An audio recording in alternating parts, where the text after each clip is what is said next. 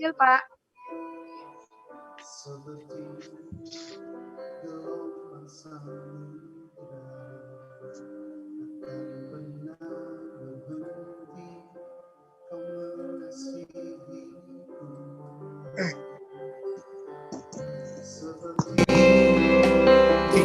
Ya, ini udah saya share. Gimana, Miss Susi? Nah, ini mulai gede ini. Udah oke ya? Tinggi kasih Bapa. Sudah oke, Miss Susi ya, suaranya ya. Kalau dikasih jempol Miss Susi kalau udah oke. Yang dalam kau tebus hidup.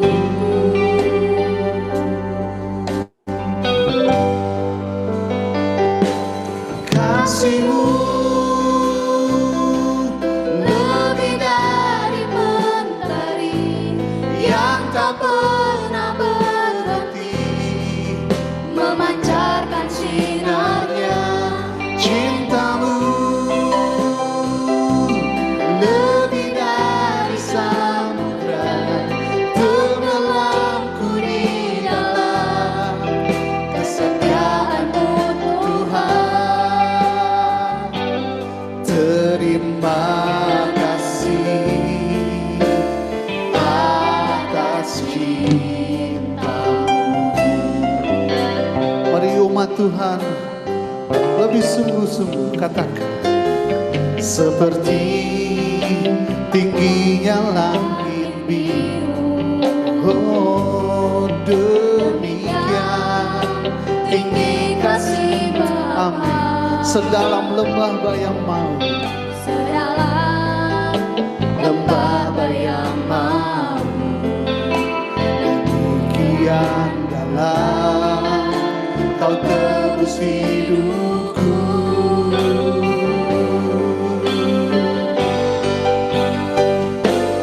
Kasih-Mu lebih dari mentari yang tak pernah berhenti memancarkan cinta-Mu Tuhan. Lebih dari samudra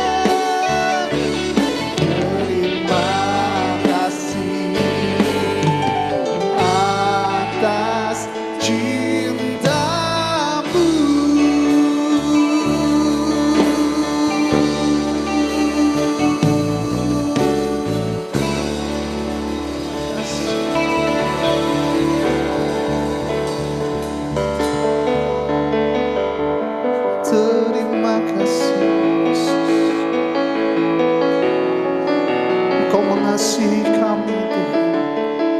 Dan kami berterima kasih atas kasih-Mu.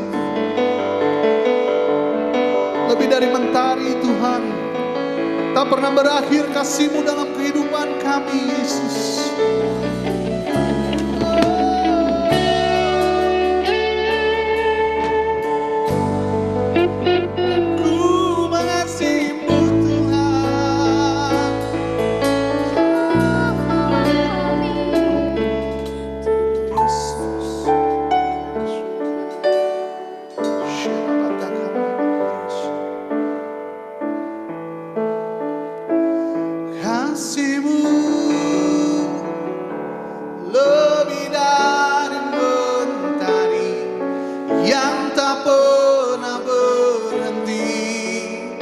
Memancarkan sinarnya, cinta-Mu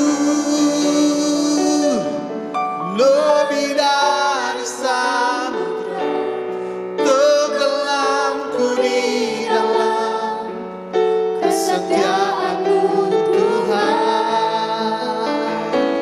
Terima kasih atas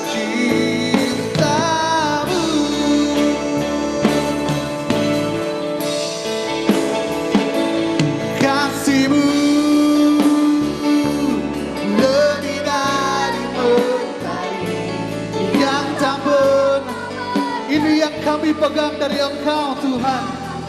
Kasih-Mu, cinta-Mu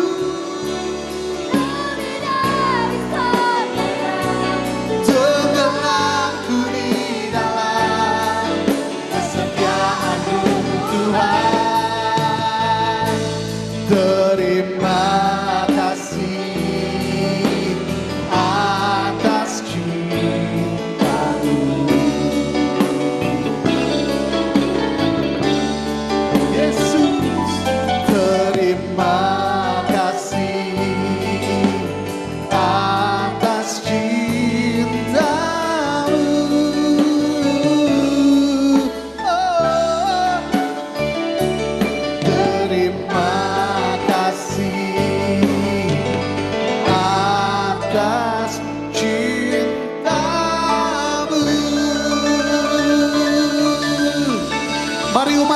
merasakan kasih Tuhan luar biasa tercurah dalam kehidupannya. Sama-sama bersorak-sorai buat Tuhan. Sama-sama berikan tepuk tangan yang terbaik buat Tuhan. Terima kasih Tuhan. Terima kasih Yesus. Terima kasih. Dan kami rasakan kasih-Mu mengalir di tengah-tengah kami. Dan kami rasakan kasih-Mu mengalir dalam setiap hati kami. Dan kami rasakan kasih-Mu mengalir dalam setiap kehidupan kami Tuhan. Dan biarlah puji-pujian yang kami naikkan hanya untuk memuliakan nama-Mu Tuhan. Karena tidak dapat kami balas setiap kebaikan-Mu di dalam kehidupan kami, selain kami memuji, menyembah, bersungguh-sungguh dengan segenap hati kami di hadapan-Mu Tuhan. Kami siap bawa puji-pujian kami yang terbaik buat Engkau Tuhan. Dan mari umat Tuhan yang siap untuk memuji Tuhan, bersama-sama kita katakan, amin. Sekali lagi boleh berikan sorak-sorai kemuliaan paling meriah buat Tuhan. Sebelum kita menaikkan puji-pujian kita kasih senyum kanan kiri. Katakan kepada istri, suamimu, anakmu di sebelah kanan kirimu, katakan, Tuhan Yesus mengasihimu. Selamat hari Minggu, selamat bersuka cita bersama-sama dengan Tuhan. Mari umat Tuhan yang siap bersorak-sorai sekali lagi, kasih sorak-sorai yang paling meriah buat Tuhan.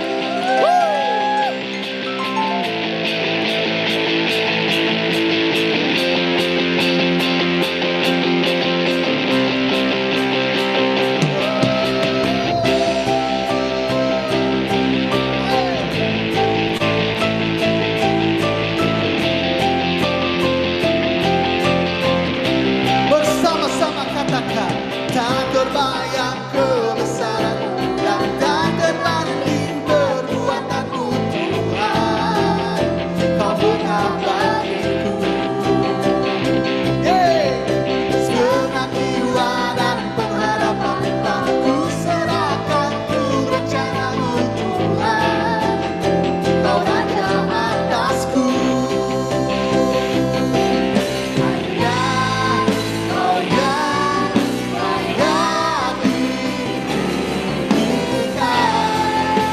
bersama-sama serukan.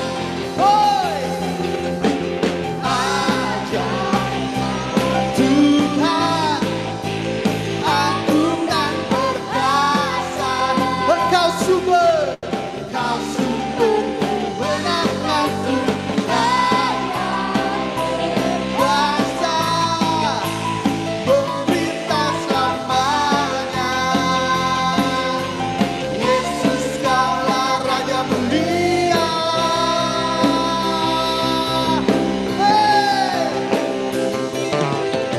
Tak terbayang kebesaran-Mu dan tak terbanding perbuatan-Mu Tuhan. Kau mengabari segenap jiwa.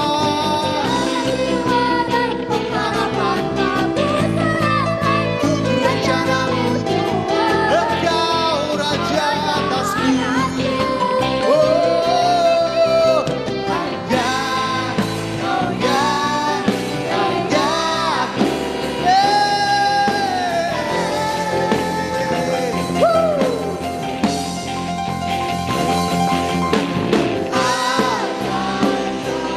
Tuhan, agung dan perkasa. Kau sumber kemenanganku, layak kuasa pemerintah selamanya. Yesus kaulah Raja mulia. Berikan pujian-Mu yang terbaik buat Tuhan. Come on. Woo. Come on.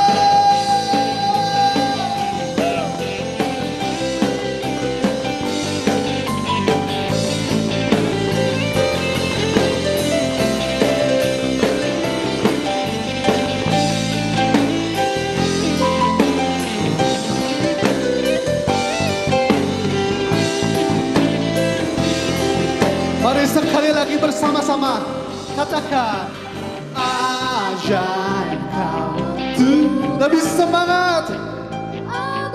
Yes. Come on.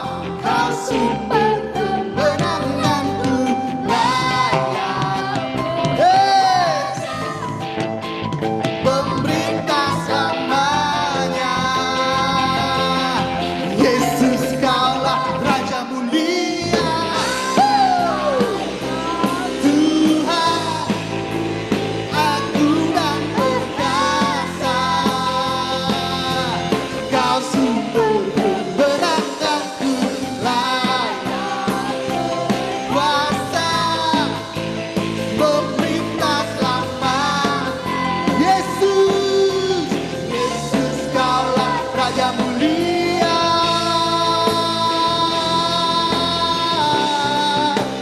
Raja mulia.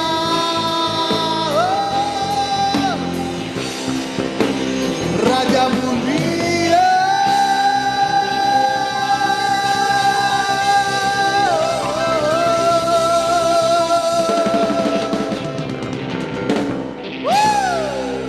Haleluya.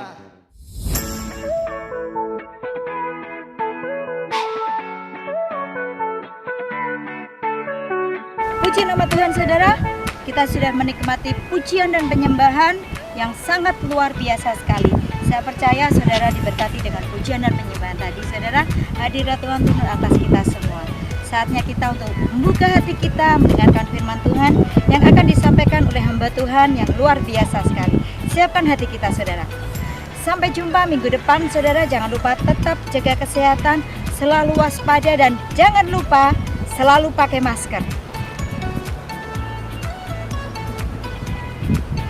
God bless you. Shalom Bapak Ibu Saudara, selamat hari Minggu. Kiranya Tuhan terus memimpin, menuntun, dan membimbing hidup kita. Akhir-akhir ini banyak pembicaraan mengenai nabi palsu. Beberapa orang beranggapan apabila hamba Tuhan atau pendeta berdoa dan bernubuat, lalu apa yang dia katakan belum terjadi, maka hamba Tuhan atau pendeta tersebut dianggap sebagai nabi palsu. Hal ini pernah menjadi perbincangan di awal pandemi bahkan sampai hari ini. Itulah sebabnya edisi Voice of Pentecost kali ini akan membahas mengenai kenabian yang sejati untuk meluruskan pandangan-pandangan dan pembahasan mengenai nabi palsu dan hukuman mati bagi nabi palsu. Di dalam Ulangan 18 ayat 20 sampai 22 dikatakan seorang nabi palsu layak mendapatkan hukuman mati karena dua alasan. Yang pertama, mengucapkan demi nama Tuhan perkataan yang tidak Tuhan perintahkan. Yang kedua, berkata-kata demi nama Allah lain. Arti yang kedua ini sangat jelas, yaitu secara jelas menggunakan nama Allah lain. Namun, perihal alasan yang pertama, apakah tandanya seseorang mengucapkan demi nama Tuhan sesuatu yang tidak Tuhan perintahkan? Bagaimanakah mengukur perkataan tersebut terjadi atau tidak? Tentu jawabannya adalah menunggu. Sekali lagi, apakah tandanya seseorang mengucapkan demi nama Tuhan sesuatu yang tidak Tuhan perintahkan? Bagaimanakah mengukur perkataan tersebut terjadi atau tidak? Jawabannya hanya menunggu.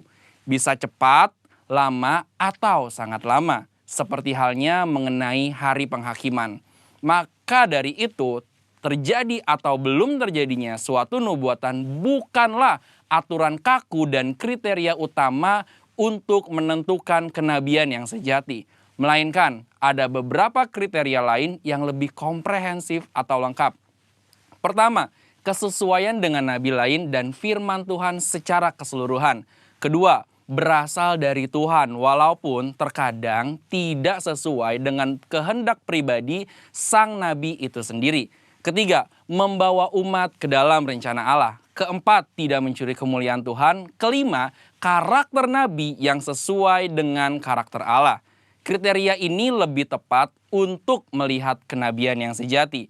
Lalu pertanyaan berikutnya, bagaimana dengan hukuman mati bagi nabi palsu dengan cara melemparinya dengan batu? Rasanya hal ini sudah tidak lagi relevan.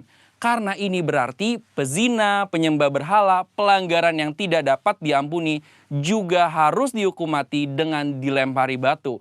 Tercatat ada 36 pelanggaran dalam hukum Taurat yang layak mendapatkan hukuman mati. Secara teologis, bagi orang percaya, hukum Taurat yang bersifat hukum sipil dan seremonial sudah digenapi. Karena apa? Karena sudah digenapi oleh Tuhan Yesus. Masih ingat bagaimana Tuhan Yesus tidak menghukum seorang pezina? Hukum Taurat salah satunya kini digunakan sebagai panduan moral hidup orang percaya. Kita tidak lagi hidup di bawah hukum Taurat, melainkan hukum Kristus. Seperti yang Paulus katakan dalam 1 Korintus 9 ayat 21, bahwa kini ia hidup di bawah hukum Kristus. Kenabian yang sejati ini penting bagi kehidupan orang percaya zaman now. Dari Ulangan 18 ayat 9 sampai 22, kita dapat menarik dua pelajaran, yaitu Tuhan masih berbicara kepada kita sampai sekarang ini. Dan suara kenabian adalah karunia Allah untuk meneguhkan umatnya, sekaligus melambangkan kerinduan Allah untuk tetap dapat berkomunikasi dengan kita. Dan kita sangat bersyukur dua hal ini terjadi di gereja kita. Tuhan Yesus memberkati.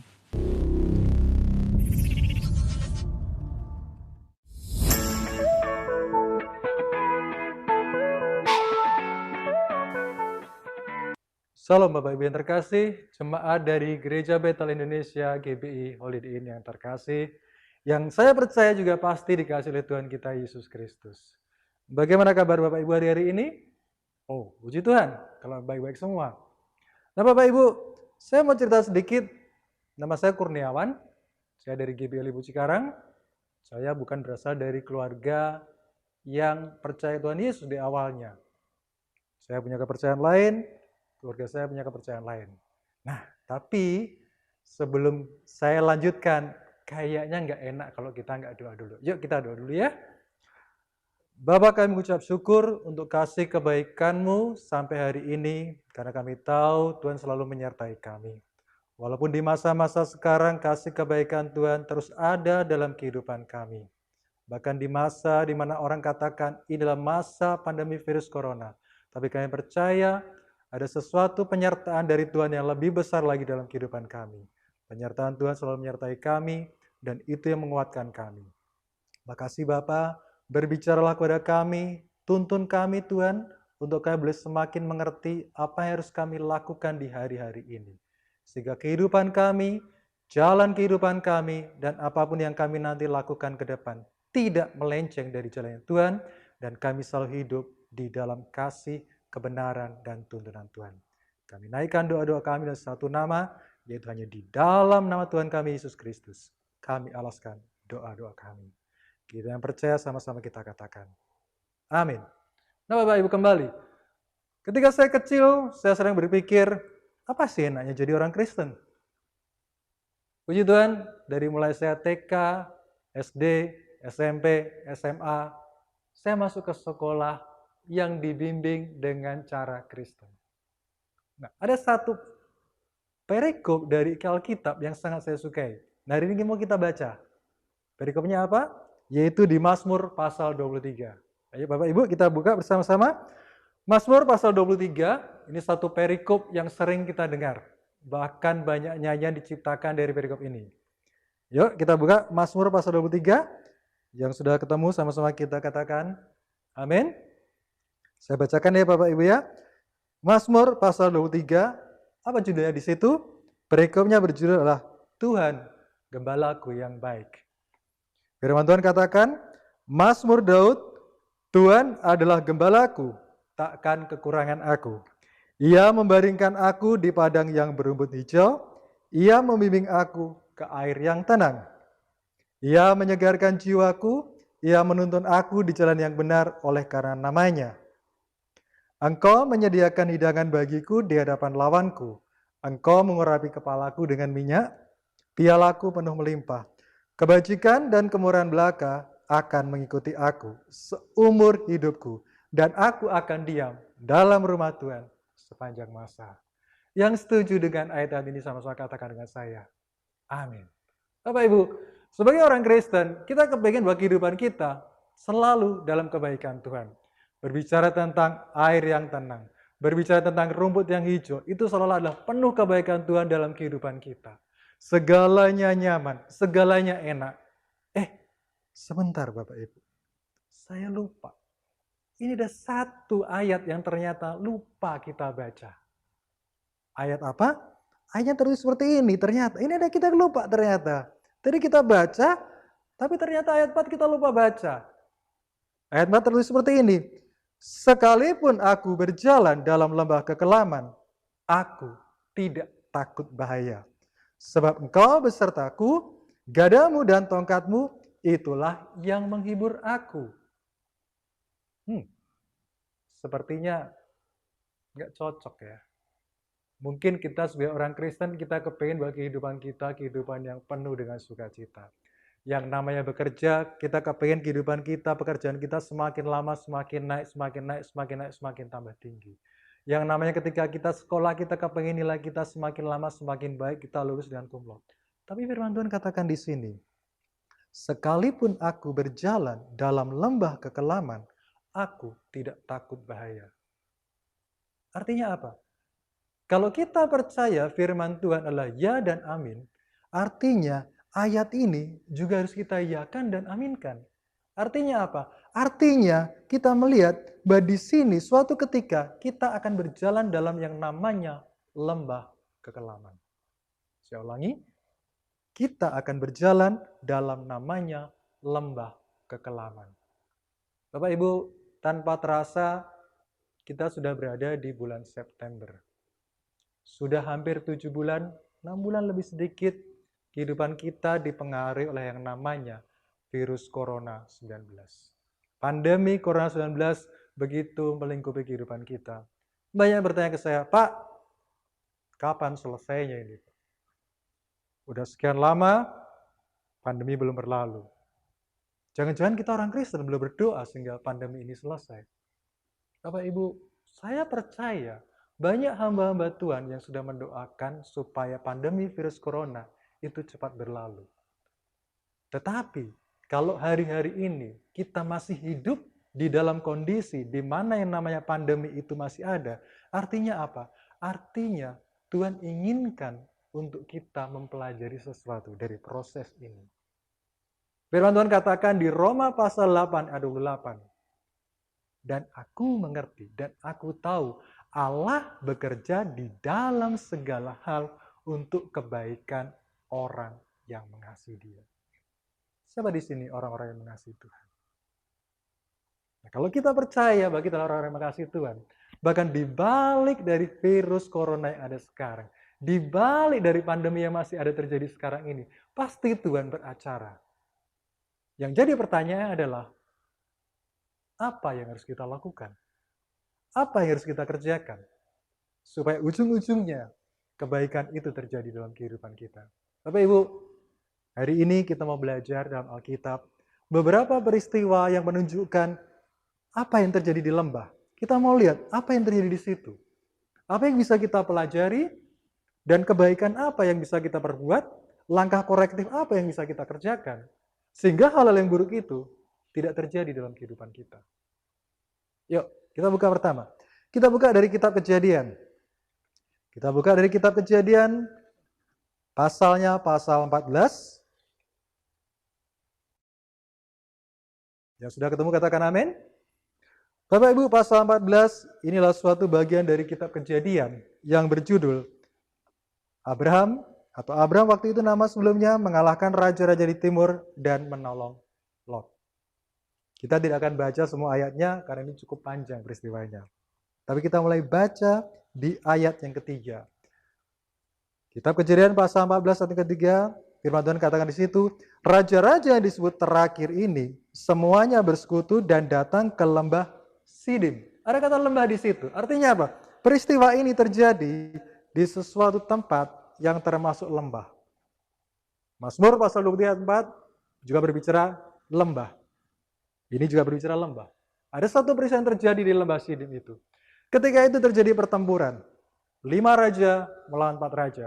Nah Bapak Ibu, beda dengan zaman sekarang. Di zaman lalu, ketika masa-masa kerajaan masih ada, yang namanya peperangan itulah sesuatu hal yang wajar. Khususnya biasanya di awal tahun, Raja A bertempur dengan Raja B. Nah begitu juga kejadiannya di lembah Sidim. Ini ada 5 raja, melawan 4 raja. Ada satu pertempuran yang besar yang terjadi di situ, luar biasa. Ujung-ujungnya, yang 5 raja kalah, yang menang 4 raja. Oh, kalau namanya kalah, raja-raja itu mereka berusaha melarikan diri. Mereka lari dan dikejar oleh pihak yang menang. Tentu saja yang kalah nggak bisa menang. Tunggu sebentar dong, capek, istirahat dulu. Yuk kita break dulu yuk. Nggak bisa. Ketika mereka kalah, mereka dikejar. Mereka lari. Nah, apa yang terjadi di sini? Kita lompat. Di ayat yang ke-10, masih di kitab Kejadian pasal 14. Firman Tuhan katakan di situ, di lembah Sidim itu di mana-mana ada sumur aspal. Garis bawahin sumur aspal. Sumur, tempat yang lebih dalam. Aspal, Bapak Ibu pasti tahu ya, yang namanya aspal itu yang biasa dipakai untuk pembuatan jalan. Sifatnya bagaimana? 1, warnanya hitam. Yang kedua, lengket. Jadi kalau kita kena ke aspal, lengket, susah lepasnya.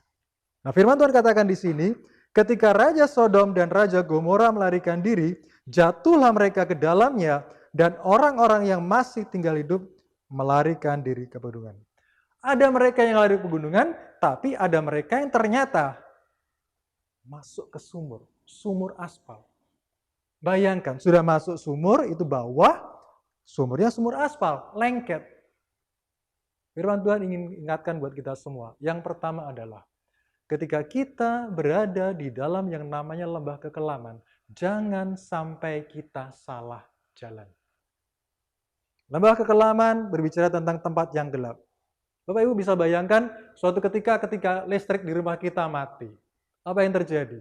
Kita tidak bisa membedakan antara kiri dan kanan, kita tidak bisa membedakan tempat mana yang biasa kita tuju, sehingga sering terjadi adalah apa?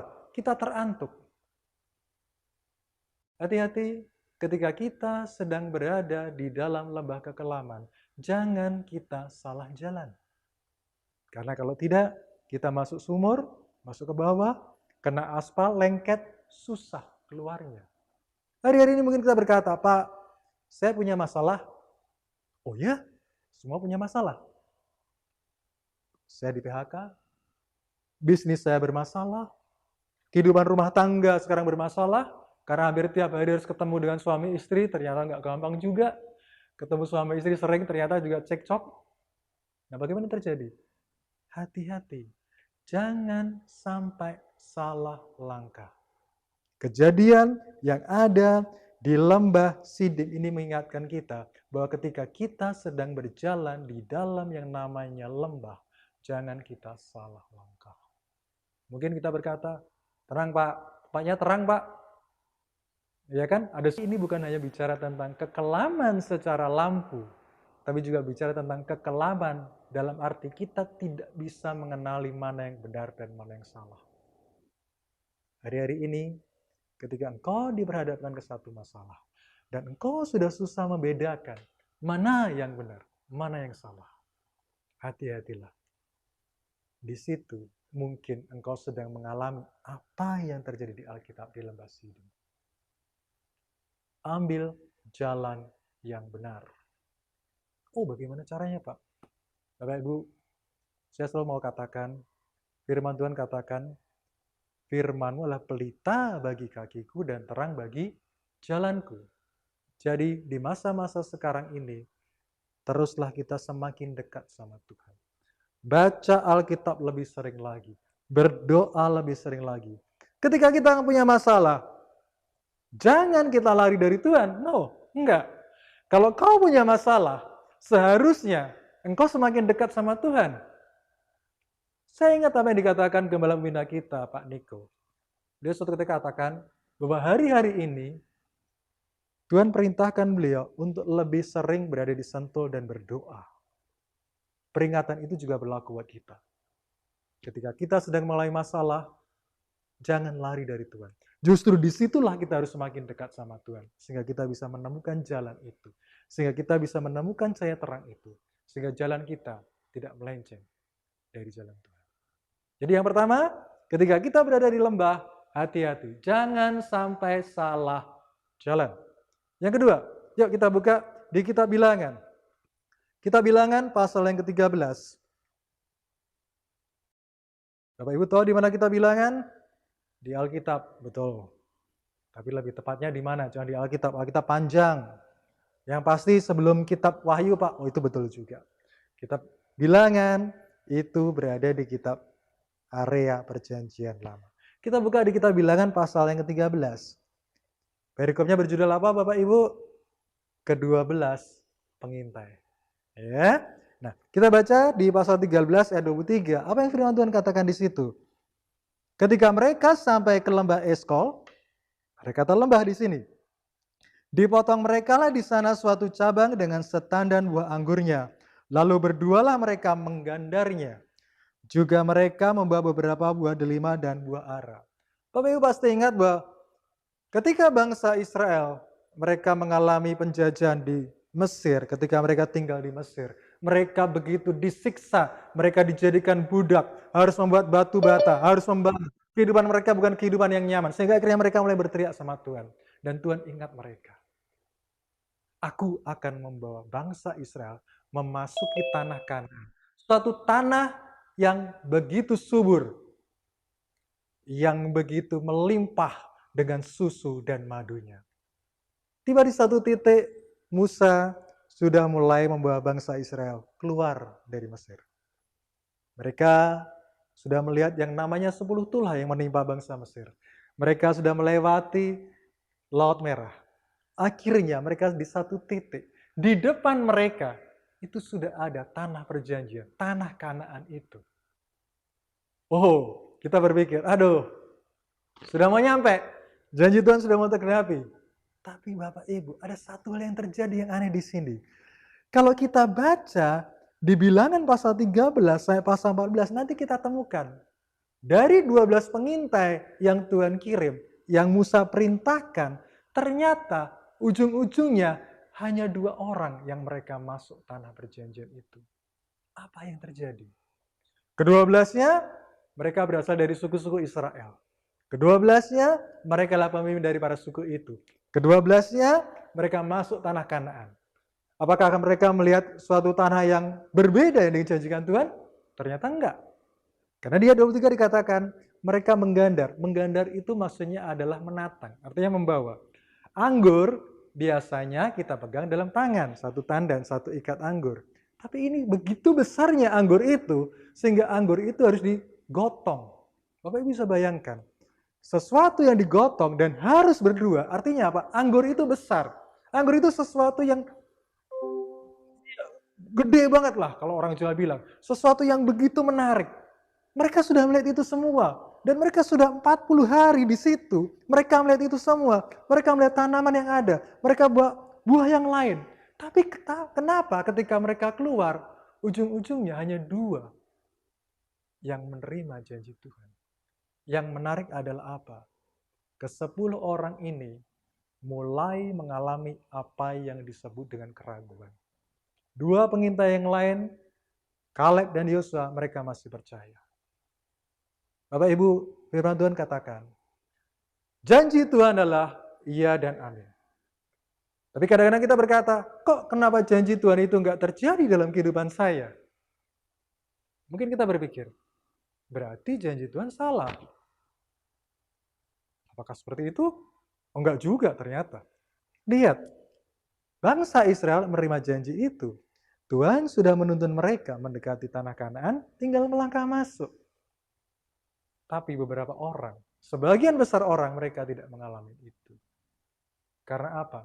Karena mereka mulai mengalami yang namanya keraguan. Mereka melihat bahwa musuh itu begitu besar. Mereka melihat bahwa musuh yang ada di depan mereka sangat besar.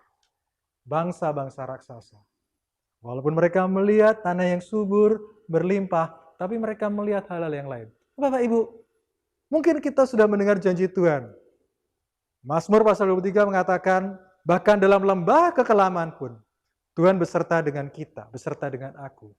Tapi mungkin kita berpikir, Tuhan, di mana Tuhan sekarang? Kok saya mengalami ini semua? Saya mengalami kehilangan pekerjaan, iya kan? Saya mengalami misalkan kehidupan rumah tangga saya bermasalah, anak-anak saya ternyata nggak gampang belajar. Ini anak-anak sekarang ini kadang-kadang disuruh belajar, school from home, taunya main game. Itu terjadi. Kita mulai ragu. Firman Tuhan katakan, kalau kau ragu, kau nggak akan bisa menikmati janji itu. Ketika kau ragu, kau nggak akan bisa menikmati janji yang sudah ada di depan kita. Janji yang sudah terletak di mata kita, ketika kita ragu, itu hilang dalam kehidupan kita. Belajarlah untuk kita percaya. Peristiwa yang kedua dari apa yang terjadi di lembah adalah ketika kita berada di dalam lembah kekelaman, kadang-kadang kita merasa yang namanya ragu-ragu. Jadi yang pertama tadi kita bicara, di lembah kita bisa salah jalan. Yang kedua, di lembah kita bisa mengalami yang namanya keraguan. Nah, Bapak Ibu, yuk kita lompat yang ketiga. Kita buka di 1 Samuel pasal yang ke-17. Perikopnya berjudul apa? Bapak Ibu, 1 Samuel pasal 17 berbicara tentang yang namanya Goliat menentang tentara Israel. Menantang. Bertempur. Wah, biasa, zaman dulu bertempur biasa. Nah, tapi ada yang menarik ini. Ini kisahnya tentang Daud dan Goliat. Pasti sebagian besar dari kita tahu. Bahkan pada waktu kita masih sekolah minggu pun kita tahu kejadian itu.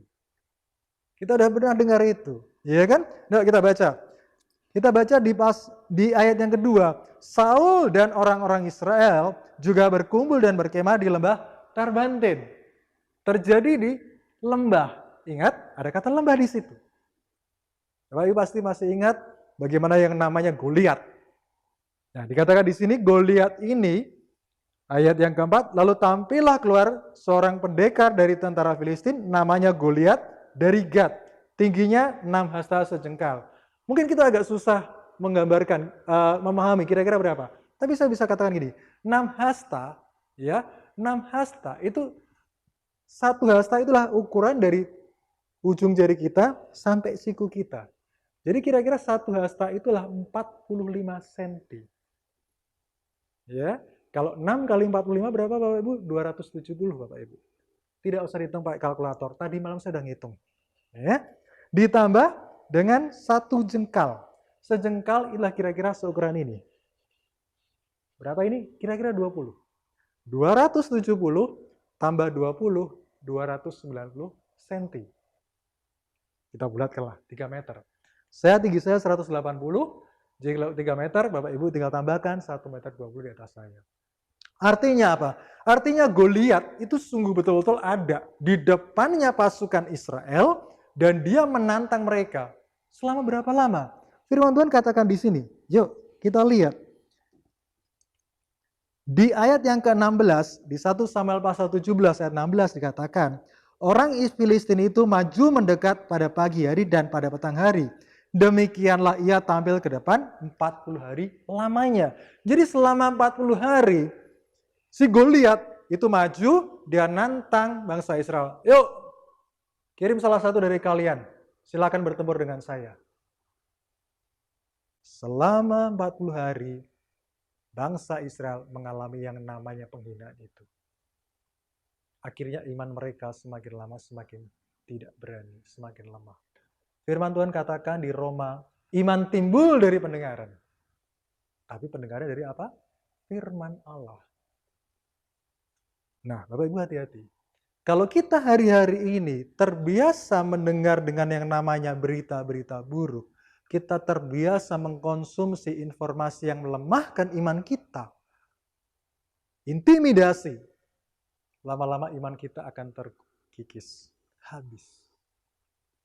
Goliat ada? Ada. Tapi Tuhan tidak inginkan yang namanya kondisi di sekeliling kita semakin lama semakin menekan kita. Tuhan inginkan iman kita bangkit, bukan Tuhan inginkan iman kita semakin turun. Hari-hari ini saya mau sampaikan, Bapak Ibu, hati-hati dengan berita yang Bapak Ibu baca. Mungkin berita itu benar, tetapi ketika berita itu tidak bermanfaat untuk pertumbuhan iman kita, maaf, coba mulai lupakan. Tuhan inginkan untuk kita, bahkan di masa sekarang ini, di masa yang namanya pandemi virus corona 19 ini, iman kita tetap bangkit.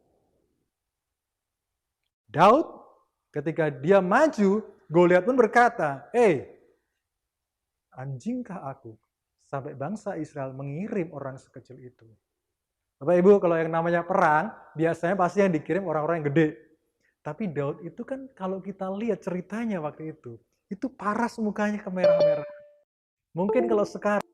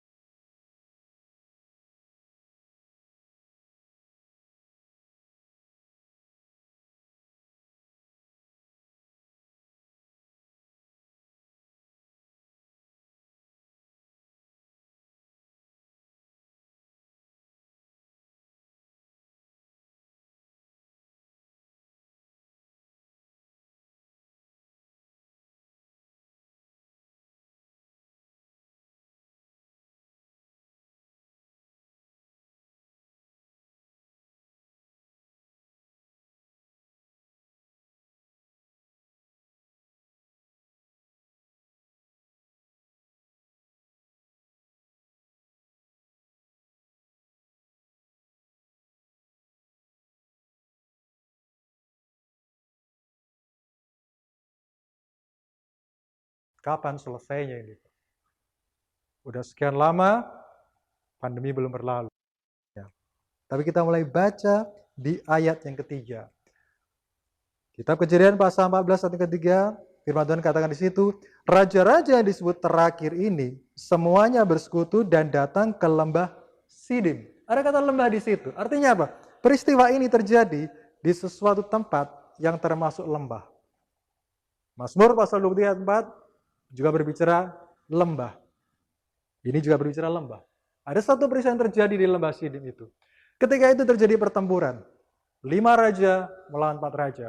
Nah Bapak Ibu, beda dengan zaman sekarang. Di zaman lalu, ketika masa-masa kerajaan masih ada, yang namanya peperangan itulah sesuatu hal yang wajar. Khususnya biasanya di awal tahun, Raja A bertempur dengan Raja B. Nah begitu juga kejadiannya di lembah Sidim. Ini ada 5 raja melawan 4 raja. Ada satu pertempuran yang besar yang terjadi di situ. Luar biasa. Ujung-ujungnya, yang 5 raja kalah. Yang menang 4 raja. Oh, kalau namanya kalah, raja-raja itu mereka berusaha melarikan diri. Mereka lari dan dikejar oleh pihak yang menang. Tentu saja yang kalah nggak bisa menang. Tunggu sebentar dong. Capek, istirahat dulu. Yuk kita break dulu yuk. Nggak bisa. Ketika mereka kalah, mereka dikejar. Mereka lari. Nah, apa yang terjadi di sini? Kita lompat. Di ayat yang ke-10, masih di kitab Kejadian pasal 14. Firman Tuhan katakan di situ, di lembah Sidim itu di mana-mana ada sumur aspal. Garis bawahin sumur aspal. Sumur, tempat yang lebih dalam. Aspal, Bapak Ibu pasti tahu ya, yang namanya aspal itu yang biasa dipakai untuk pembuatan jalan. Sifatnya bagaimana? 1, warnanya hitam. Yang kedua, lengket. Jadi kalau kita kena ke aspal, lengket, susah lepasnya. Nah, firman Tuhan katakan di sini, ketika Raja Sodom dan Raja Gomora melarikan diri, jatuhlah mereka ke dalamnya, dan orang-orang yang masih tinggal hidup melarikan diri ke pegunungan. Ada mereka yang lari ke pegunungan, tapi ada mereka yang ternyata masuk ke sumur, sumur aspal. Bayangkan, sudah masuk sumur, itu bawah, sumurnya sumur aspal, lengket. Firman Tuhan ingin ingatkan buat kita semua. Yang pertama adalah, ketika kita berada di dalam yang namanya lembah kekelaman, jangan sampai kita salah jalan. Lembah kekelaman berbicara tentang tempat yang gelap. Bapak Ibu bisa bayangkan, suatu ketika listrik di rumah kita mati. Apa yang terjadi? Kita tidak bisa membedakan antara kiri dan kanan, kita tidak bisa membedakan tempat mana yang biasa kita tuju, sehingga sering terjadi adalah apa? Kita terantuk. Hati-hati ketika kita sedang berada di dalam lembah kekelaman, jangan kita salah jalan. Karena kalau tidak, kita masuk sumur, masuk ke bawah, kena aspal, lengket, susah keluarnya. Hari-hari ini mungkin kita berkata, Pak, saya punya masalah. Oh ya, semua punya masalah.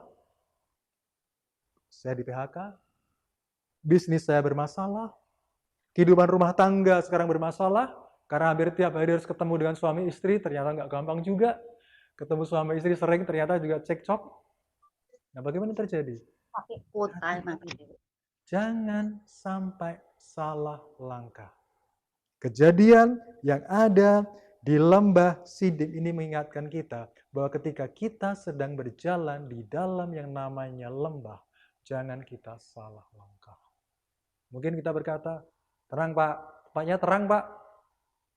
Ya kan? Ini bukan hanya bicara tentang kekelaman secara lampu, tapi juga bicara tentang kekelaman dalam arti kita tidak bisa mengenali mana yang benar dan mana yang salah. Hari-hari ini, ketika engkau diperhadapkan ke satu masalah, dan engkau sudah susah membedakan mana yang benar, mana yang salah, hati-hatilah. Di situ mungkin engkau sedang mengalami apa yang terjadi di Alkitab di lembah Sidim. Ambil jalan yang benar. Oh, bagaimana caranya, Pak? Bapak Ibu, saya selalu mau katakan, firman Tuhan katakan, firman-Mu adalah pelita bagi kakiku dan terang bagi jalanku. Jadi di masa-masa sekarang ini, teruslah kita semakin dekat sama Tuhan. Baca Alkitab lebih sering lagi. berdoa lebih sering lagi. Ketika kita punya masalah, jangan kita lari dari Tuhan. No, enggak. Kalau kau punya masalah, seharusnya engkau semakin dekat sama Tuhan. Saya ingat apa yang dikatakan gembala pembina kita, Pak Niko. Dia suatu ketika katakan bahwa hari-hari ini Tuhan perintahkan beliau untuk lebih sering berada di Sentul dan berdoa. Peringatan itu juga berlaku buat kita. Ketika kita sedang mulai masalah, jangan lari dari Tuhan. Justru disitulah kita harus semakin dekat sama Tuhan. Sehingga kita bisa menemukan jalan itu. Sehingga kita bisa menemukan cahaya terang itu. Sehingga jalan kita tidak melenceng dari jalan Tuhan. Jadi yang pertama, ketika kita berada di lembah, hati-hati. Jangan sampai salah jalan. Yang kedua, yuk kita buka di kitab Bilangan. Kitab Bilangan pasal yang ke-13. Bapak Ibu tahu di mana kita Bilangan? Di Alkitab, betul. Tapi lebih tepatnya di mana? Jangan di Alkitab. Alkitab panjang. Yang pasti sebelum kitab Wahyu, Pak. Oh, itu betul juga. Kitab Bilangan itu berada di kitab area perjanjian lama. Kita buka di kitab Bilangan pasal yang ke-13. Perikopnya berjudul apa, Bapak Ibu? Ke-12 pengintai. Ya. Nah, kita baca di pasal 13 ayat 23. Apa yang firman Tuhan katakan di situ? Ketika mereka sampai ke lembah Eskol, ada kata lembah di sini. Dipotong merekalah di sana suatu cabang dengan setandan buah anggurnya. Lalu berdualah mereka menggandarnya. Juga mereka membawa beberapa buah delima dan buah ara. Bapak Ibu pasti ingat bahwa ketika bangsa Israel mereka mengalami penjajahan di Mesir, ketika mereka tinggal di Mesir, mereka begitu disiksa, mereka dijadikan budak, harus membuat batu bata, harus membangun. Kehidupan mereka bukan kehidupan yang nyaman, sehingga akhirnya mereka mulai berteriak sama Tuhan. Dan Tuhan ingat mereka. Aku akan membawa bangsa Israel memasuki tanah Kanaan. Suatu tanah yang begitu subur, yang begitu melimpah dengan susu dan madunya. Tiba di satu titik, Musa sudah mulai membawa bangsa Israel keluar dari Mesir. Mereka sudah melihat yang namanya 10 tulah yang menimpa bangsa Mesir. Mereka sudah melewati Laut Merah. Akhirnya mereka di satu titik. Di depan mereka itu sudah ada tanah perjanjian, tanah Kanaan itu. Oh, kita berpikir, aduh, sudah mau nyampe. Janji Tuhan sudah mau tergenapi. Tapi Bapak Ibu, ada satu hal yang terjadi yang aneh di sini. Kalau kita baca di Bilangan pasal 13 sampai pasal 14, nanti kita temukan. Dari 12 pengintai yang Tuhan kirim, yang Musa perintahkan, ternyata ujung-ujungnya hanya 2 orang yang mereka masuk tanah perjanjian itu. Apa yang terjadi? Ke-12-nya, mereka berasal dari suku-suku Israel. Ke-12-nya, mereka adalah pemimpin dari para suku itu. Ke-12-nya, mereka masuk tanah Kanaan. Apakah mereka melihat suatu tanah yang berbeda yang dijanjikan Tuhan? Ternyata enggak. Karena di ayat 23 dikatakan, mereka menggandar. Menggandar itu maksudnya adalah menatang, artinya membawa. Anggur biasanya kita pegang dalam tangan, satu tandan, satu ikat anggur. Tapi ini begitu besarnya anggur itu, sehingga anggur itu harus digotong. Bapak Ibu bisa bayangkan. Sesuatu yang digotong dan harus berdua, artinya apa? Anggur itu besar. Anggur itu sesuatu yang gede banget lah kalau orang Jawa bilang. Sesuatu yang begitu menarik. Mereka sudah melihat itu semua. Dan mereka sudah 40 hari di situ. Mereka melihat itu semua. Mereka melihat tanaman yang ada. Mereka buah yang lain. Tapi kenapa ketika mereka keluar, ujung-ujungnya hanya 2 yang menerima janji Tuhan. Yang menarik adalah apa? Ke-10 orang ini mulai mengalami apa yang disebut dengan keraguan. 2 pengintai yang lain, Kaleb dan Yosua, mereka masih percaya. Bapak Ibu, firman Tuhan katakan, janji Tuhan adalah iya dan amin. Tapi kadang-kadang kita berkata, kok kenapa janji Tuhan itu enggak terjadi dalam kehidupan saya? Mungkin kita berpikir, berarti janji Tuhan salah. Apakah seperti itu? Oh, enggak juga ternyata. Lihat, bangsa Israel menerima janji itu. Tuhan sudah menuntun mereka mendekati tanah Kanaan, tinggal melangkah masuk.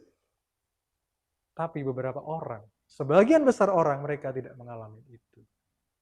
Karena apa? Karena mereka mulai mengalami yang namanya keraguan. Mereka melihat bahwa musuh itu begitu besar. Mereka melihat bahwa musuh yang ada di depan mereka sangat besar. Bangsa-bangsa raksasa.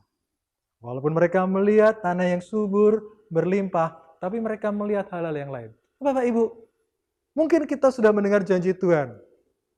Mazmur pasal 23 mengatakan, bahkan dalam lembah kekelaman pun, Tuhan beserta dengan kita, beserta dengan aku. Tapi mungkin kita berpikir, Tuhan, di mana Tuhan sekarang? Kok saya mengalami ini semua? Saya mengalami kehilangan pekerjaan, iya kan? Saya mengalami misalkan kehidupan rumah tangga saya bermasalah, anak-anak saya ternyata nggak gampang belajar. Ini anak-anak sekarang ini kadang-kadang disuruh belajar, school from home, taunya main game. Itu terjadi. Kita mulai ragu. Firman Tuhan katakan, kalau kau ragu, kau nggak akan bisa menikmati janji itu. Ketika kau ragu, kau nggak akan bisa menikmati janji yang sudah ada di depan kita. Janji yang sudah terletak di mata kita. Ketika kita ragu, itu hilang dalam kehidupan kita. Belajarlah untuk kita percaya. Peristiwa yang kedua dari apa yang terjadi di lembah adalah ketika kita berada di dalam lembah kekelaman, kadang-kadang kita merasa yang namanya ragu-ragu. Jadi yang pertama tadi kita bicara, di lembah kita bisa salah jalan. Yang kedua, di lembah kita bisa mengalami yang namanya keraguan. Nah, Bapak Ibu, yuk kita lompat yang ketiga. Kita buka di 1 Samuel pasal yang ke-17. Perikopnya berjudul apa? Bapak Ibu, 1 Samuel pasal 17 berbicara tentang yang namanya Goliat menentang tentara Israel. Menantang. Bertempur. Wah, biasa, zaman dulu bertempur biasa. Nah, tapi ada yang menarik ini. Ini kisahnya tentang Daud dan Goliat. Pasti sebagian besar dari kita tahu. Bahkan pada waktu kita masih sekolah minggu pun kita tahu kejadian itu. Kita udah pernah dengar itu. Iya kan? Nah, kita baca. Kita baca di ayat yang kedua. Saul dan orang-orang Israel juga berkumpul dan berkemah di lembah Tarbantin. Terjadi di lembah. Ingat, ada kata lembah di situ. Bapak Ibu pasti masih ingat bagaimana yang namanya Goliat. Nah, dikatakan di sini Goliat ini, ayat yang keempat, lalu tampillah keluar seorang pendekar dari tentara Filistin, namanya Goliat dari Gad. Tingginya 6 hasta sejengkal. Mungkin kita agak susah menggambarkan, memahami kira-kira berapa. Tapi saya bisa katakan gini, 6 hasta, ya, 6 hasta itu, 1 hasta itulah ukuran dari ujung jari kita sampai siku kita. Jadi kira-kira 1 hasta itulah 45 cm. Ya, kalau 6 kali 45 berapa Bapak Ibu? 270 Bapak Ibu. Tidak usah dihitung pakai kalkulator. Tadi malam saya sudah ngitung. Ya. Ditambah dengan 1 jengkal. Sejengkal itulah kira-kira seukuran ini. Berapa ini? Kira-kira 20. 270 tambah 20, 290 cm. Kita bulatkanlah 3 meter. Tinggi saya 180. Jadi kalau 3 meter, Bapak Ibu tinggal tambahkan 1,20 meter di atas saya. Artinya apa? Artinya Goliat itu sungguh betul-betul ada di depannya pasukan Israel dan dia menantang mereka. Selama berapa lama? Firman Tuhan katakan di sini. Yuk kita lihat. Di ayat yang ke-16, di 1 Samuel pasal 17 ayat 16 dikatakan, orang Filistin itu maju mendekat pada pagi hari dan pada petang hari. Demikianlah ia tampil ke depan 40 hari lamanya. Jadi selama 40 hari, si Goliat itu maju, dia nantang bangsa Israel. Yuk, kirim salah satu dari kalian, silakan bertempur dengan saya. Selama 40 hari, bangsa Israel mengalami yang namanya penghinaan itu. Akhirnya iman mereka semakin lama semakin tidak berani, semakin lemah. Firman Tuhan katakan di Roma, iman timbul dari pendengaran. Tapi pendengaran dari apa? Firman Allah. Nah, Bapak Ibu hati-hati. Kalau kita hari-hari ini terbiasa mendengar dengan yang namanya berita-berita buruk, kita terbiasa mengkonsumsi informasi yang melemahkan iman kita, intimidasi, lama-lama iman kita akan terkikis, habis. Goliat ada? Ada. Tapi Tuhan tidak inginkan yang namanya kondisi di sekeliling kita semakin lama semakin menekan kita. Tuhan inginkan iman kita bangkit, bukan Tuhan inginkan iman kita semakin turun. Hari-hari ini saya mau sampaikan, Bapak Ibu, hati-hati dengan berita yang Bapak Ibu baca. Mungkin berita itu benar, tetapi ketika berita itu tidak bermanfaat untuk pertumbuhan iman kita, maaf, coba mulai lupakan. Tuhan inginkan untuk kita, bahkan di masa sekarang ini, di masa yang namanya pandemi virus corona 19 ini, iman kita tetap bangkit. Daud ketika dia maju, Goliat pun berkata, anjingkah aku sampai bangsa Israel mengirim orang sekecil itu? Bapak Ibu, kalau yang namanya perang, biasanya pasti yang dikirim orang-orang yang gede. Tapi Daud itu kan kalau kita lihat ceritanya waktu itu paras mukanya kemerah-merahan. Mungkin kalau sekarang, Daud itu lebih cocok jadi cover boy. Bukan jadi perang. Yang di hadapan dia adalah apa? Goliat yang tinggi besar. Tapi, apa yang Daud katakan? Dia bilang seperti ini. Yuk, ini yang menarik. Ayat 37. 1 Samuel pasal 17 ayat 37. Pula kata Daud, Tuhan yang telah melepaskan aku dari cakar singa dan dari cakar beruang, Dia juga akan melepaskan aku dari tangan orang Filistin itu. Bapak Ibu, saya mau katakan, ketika engkau di dalam lembah kekelaman, berusahalah untuk kita mengingat-ingat kebaikan Tuhan. Karena kebaikan Tuhan itulah yang akan memperkuat kehidupan kita. Kalau dulu Tuhan pernah menolong kita, pasti Tuhan juga akan menolong kita. Kalau dulu Tuhan menolong kita melewati suatu perkara, selama kita setia di dalam jalannya Tuhan, Dia akan menolong kita. Orang mungkin berkata, engkau nggak akan sanggup. Kau sudah kena PHK. Sekarang di masa-masa yang susah, umurmu juga berapa? Umurmu sudah tua, nggak akan mungkin kau dapat punya pekerjaan. Tapi Tuhan sanggup menolong kita. Hari-hari Bapak Ibu, kau yang sudah kehilangan pekerjaan, kau yang sudah mengalami masalah dalam kehidupanmu, rumah tanggamu, secara keuangan kau bermasalah, pegang janji Tuhan. Tuhan akan menolong kita. Sebagaimana dulu Daud ditolong Tuhan, hari ini saya percaya ketika kita imani Mazmur pasal 23, itu akan juga tergenapi dalam kehidupan kita. Jangan takut. Orang boleh berkata apa? Orang boleh meremehkan kita. Orang mungkin berkata, apa sih pendidikanmu? Apa sih latar belakang keluargamu? Masa sekarang? Mana mungkin kau bisa? Janji Tuhan adalah ya dan amin. Jangan menyerah. Maju. Maju melangkah. Ya, jadi yang pertama, di dalam lembah, kita mungkin mengalami yang namanya jalan menyimpang ke kiri ke kanan. Tapi jangan sampai kita salah jalan. Yang kedua tadi kita lihat, di dalam lembah kita mulai mungkin mengalami yang namanya keraguan-raguan. Karena kita melihat di depan kita sesuatu yang begitu besar menghadang. Yang ketiga, di dalam lembah kita mungkin mengalami yang namanya intimidasi. Orang bilang apa? Orang meremehkan kita. Terus, apa yang harus kita lakukan dong Pak? Ini kan berita buruk semua. Masalah-masalah semua. Yuk, saya mau tutup dengan beberapa ayat yang cukup menarik. Kita buka di kitab Mazmur. Mazmur pasal 84, ayat 6 sampai ayat yang ke-8. Firman Tuhan katakan seperti ini. Ayat yang ke-6-nya, berbahagialah manusia yang kekuatannya di dalam Engkau, yang berhasrat mengadakan ziarah. Ayat yang ke-7, apabila melintasi lembah baka, mereka membuatnya menjadi tempat yang bermata air. Sebentar, ini salah ketik atau gimana ya? Kalau di dalam lembah, di dalam permasalahan, biasanya yang ada mungkin air mata ya Bapak Ibu ya. Tapi kenapa dikatakan di sini menjadi tempat yang bermata air? Bahkan hujan pada awal musim menyelubunginya dengan berkat. Mereka berjalan makin lama makin kuat, hendak menghadap Allah di Sion. Garis bawahi dari ayat yang ke-6. Berbahagialah manusia yang kekuatannya di dalam engkau. Di dalam siapa? Di dalam Tuhan.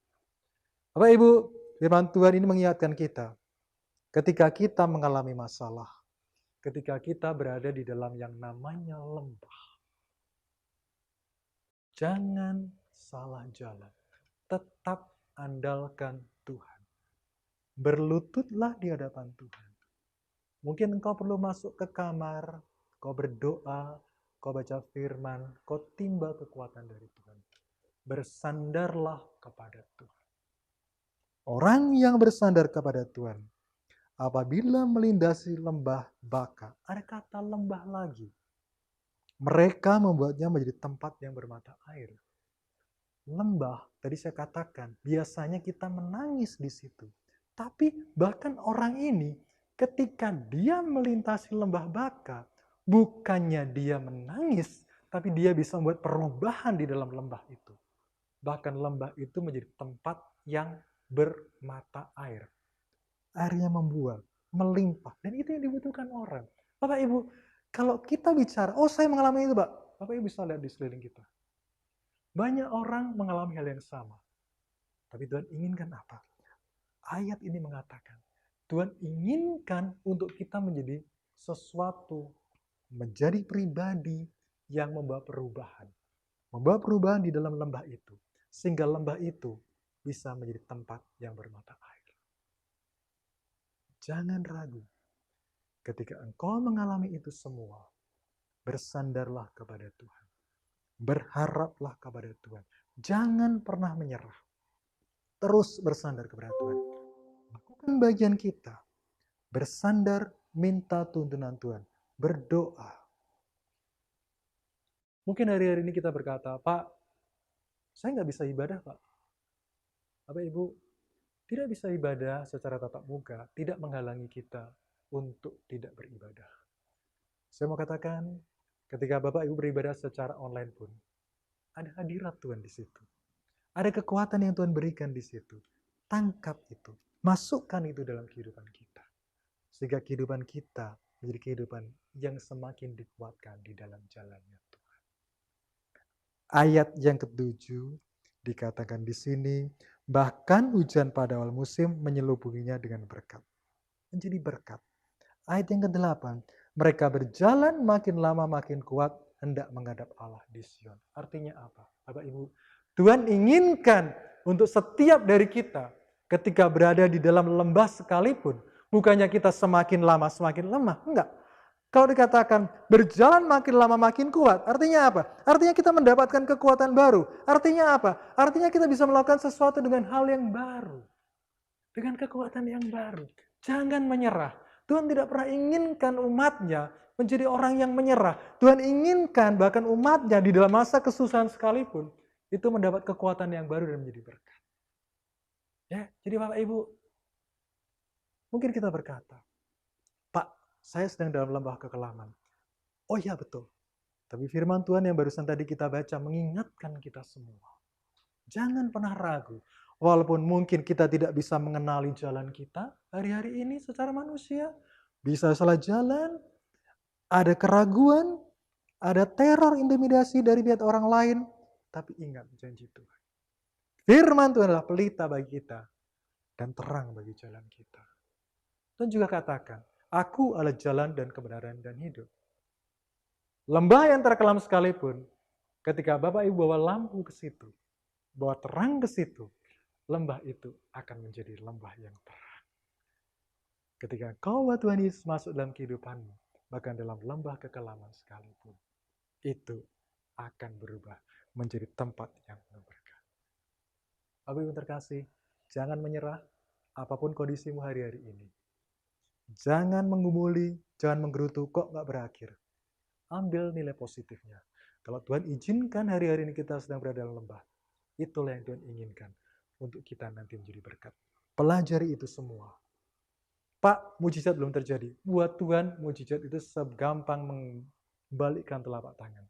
Tapi yang Tuhan inginkan dari kita semua adalah hati kita melekat di dalam Tuhan lebih lagi. Dan bagaimana mengujinya? Tuhan izinkan kita masuk lembah. Disitulah Tuhan menguji kita. Ketika kita melekat sama Tuhan, kita nggak akan pernah khawatir. Ketika hati kita melekat sama Tuhan, bahkan lembah kelam sekalipun, kita tidak akan ragu-ragu. Bapak Ibu, saya mau tutup dengan menjelaskan sedikit dari versi yang lain. Terjemahan baru katakan lembah kekelaman. Tapi kalau dalam New King James Version dikatakan the valley of the shadow of death. Bukan hanya lembah kekelaman, tapi lembah bayang-bayang kematian. Death itu kematian, lembah bayang kematian, bayang-bayang maut. Dan namanya bayang-bayang itu bukan berada 2 meter dari kita. Bukan berada 2 meter di depan kita. Tapi namanya bayang-bayang itu menempel di kita. Artinya itu mungkin bisa berada dekat dengan kita. Tapi dia beserta kita. Jangan takut Bapak Ibu. Jangan pernah menyerah. Selalu berharap bersandar kepada Tuhan. Karena dia yang akan memimpin kita. Dialah kekuatan kita. Ada satu lagu yang saya percaya hari-hari ini sering Bapak Ibu dengar. Judulnya itulah Waktu Tuhan. Salah satu bagian lagu ini berkata seperti ini. Bila kau izinkan sesuatu terjadi, ku percaya semua itu untuk kebaikanku. Nah, kalau sesuatu Tuhan izinkan terjadi, semua itu untuk kebaikan kita. Pegang janji Tuhan, pegang firman Tuhan. Firman Tuhan, ya dan amin. Janji Tuhan lah ya dan amin. Pegang itu semua, imani dalam kehidupan itu. Jemaat GBI Holiday Inn. Saya percaya ketika kau bersandar sama Tuhan, ketika engkau berharap sama Tuhan, engkau akan mendapatkan jalan keluar itu. Yang setuju dengan saya katakan amin. Yang mau berserah kepada Tuhan katakan amin. Yang mau terus bersandar kepada Tuhan katakan amin. Berikan kemuliaan buat Tuhan Yesus. Yuk, mari kita arahkan hati kita. Bapa, kami mengucap syukur untuk segala kasih kebaikan-Mu. Kami tahu hari ini adalah hari yang luar biasa. Karena Tuhan sudah menuntun kami ke satu pemahaman betapa Tuhan selalu menyertai kami. Walaupun kadang apa yang ada di depan kami, apa yang di sekitar kami, bukan yang secara manusia terbaik dalam pemikiran kami. Tapi kami pegang janji firman Tuhan. Mazmur 23:4 berkata, sekalipun aku berjalan dalam lembah kekelaman, Engkau selalu menyertai aku. Mungkin kami tidak merasakan itu, tapi kami pegang janji Tuhan, bahwa Tuhan selalu menyertai kami. Ajar kami ya Tuhan, untuk tidak pernah melenceng dari jalan Tuhan. Jalan kami selalu berada di dalam jalan Tuhan. Kami tidak menyimpang ke kiri atau ke kanan, tapi kami terus hidup seturut dengan jalannya Tuhan.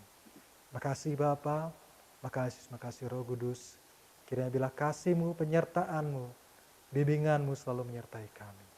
Sehingga bahkan di masa-masa sekarang ini, Tuhan akan temukan kami semua sebagai hamba-hamba Tuhan, sebagai anak-anak Tuhan yang setia di dalam jalannya Tuhan. Terima kasih Bapa.